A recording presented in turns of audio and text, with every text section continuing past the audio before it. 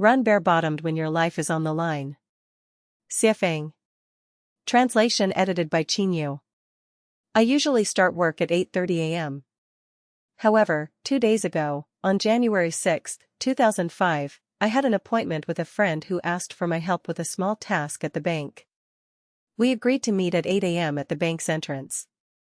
At 7:40 a.m., my friend called to remind me not to forget the appointment.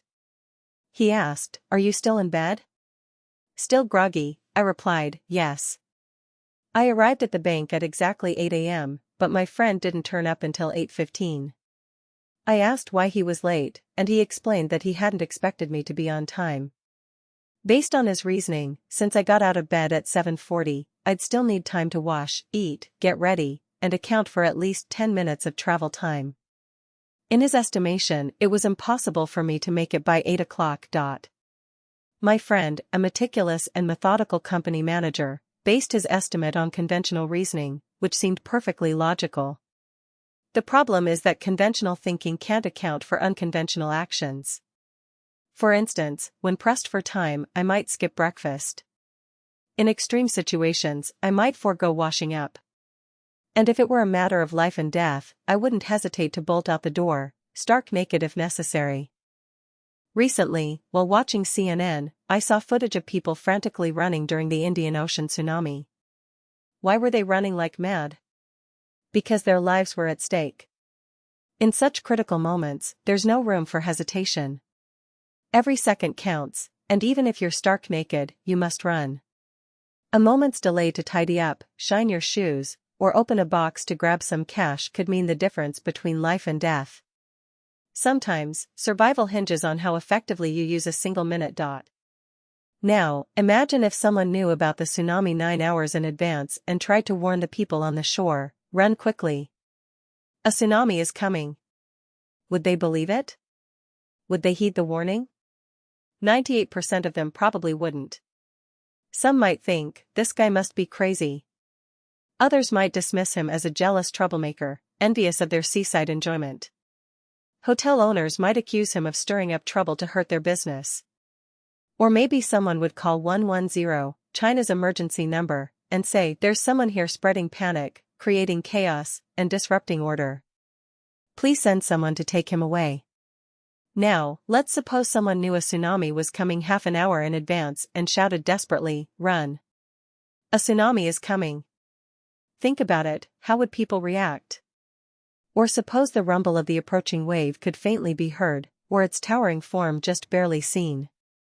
How many people would drop everything and run, bare-bottomed, without looking back? Now let's take it further. Suppose a cataclysmic tsunami, one not seen in 5,000 years, were to strike the Earth around 2013. If someone, frantic with urgency, shouted to the masses, "The tsunami is coming. Run," would they believe it? Would they act? Would they run bare-bottomed? Could they abandon their gold and silver treasures? Could they walk away from their cozy homes, their hard-earned status, and their power? Could they part with their spouses, concubines, and loved ones? Here's a brief anecdote. As I was writing this, a friend came to visit. I discussed the topic with him, asking, "What would you do if a great tsunami were to hit around 2013? He replied without hesitation, "I'd take it one day at a time. If I die, I won't die alone. So many people will die, what's there to fear? Besides, if science can't predict it, who can? Even if I wanted to escape, where would I go?" I said, "Think of it as a game of hide and seek. Suppose someone had the foresight to know where safety lies. Would you listen to them?" Noah prepared for 40 years before the flood. The moment the ark's door closed, torrential rains poured down. Why not learn from Noah?